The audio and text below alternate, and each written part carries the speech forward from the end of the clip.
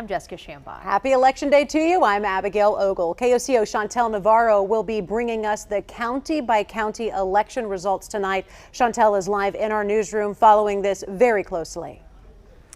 Yeah, guys, it's lucky Oklahoma will stay red as it has in the past 60 years, but that doesn't mean all the counties will do so. If you take a look right here, you can see that Trump won Oklahoma County, our biggest county, but not by much. It was actually our narrowest margin back in 2020. That was just 1%, just over 3,300 people out of 145,000. So this is something that we're going to continue to keep an eye on all night long. But two other counties to think about are Cleveland and Tulsa. Trump only won those by about 14% each. Now, if Harris does win any of these three, she will be in some aspect be making history because of this. That's because the last time a Democrat won a county was Al Gore. That was back in the turn of the millennium.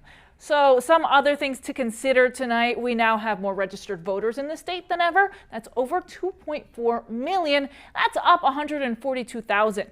About 52% of registered voters are Republican, 28% are Democrats, and just under 20% are independent. So they could really swing either way.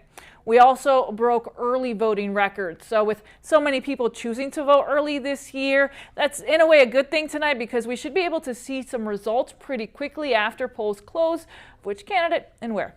Coming up after 7 o'clock. Jess, Evan?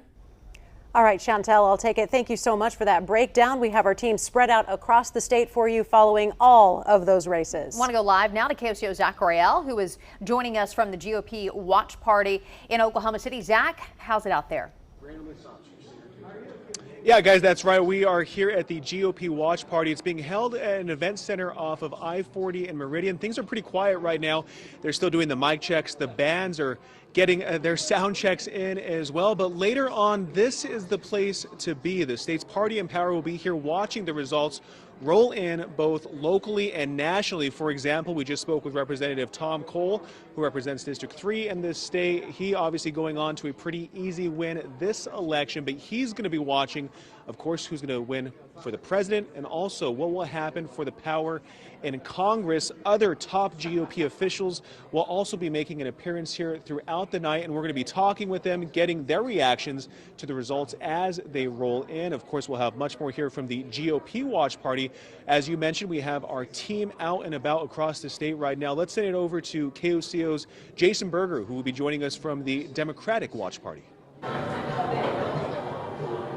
Well, guys, guests are just now starting to show up here at Will Rogers Theater off of Western. Oklahoma Democrats will be watching two major local elections on the ballot tonight.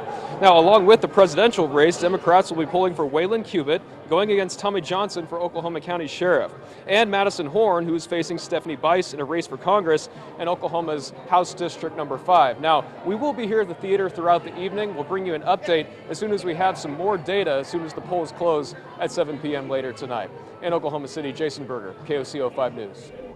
Jason, Zach, we appreciate it. Also on the ballot for voters here in Oklahoma County, who's going to be the sheriff? And this one is a rematch between the current sheriff, Tommy Johnson, and challenger Waylon Cubitt. Back in 2020, Sheriff Johnson won with 53% of the votes. Also, a $231 million bond package is bringing Edmond voters to the polls. Right now, they are deciding whether to increase their property tax to make improvements across the city. KOCO's Kylie Thomas covering Edmond's bond tonight. And Kylie, this money would go toward several projects. Yeah, there are more than 20 projects with this ballot measure. The GO bond is separated into 3 propositions: streets, parks, and public safety. Edmond voters have the final say on a $231 million GO bond. The majority of the money, about 2/3, would fund citywide bridge and road repairs.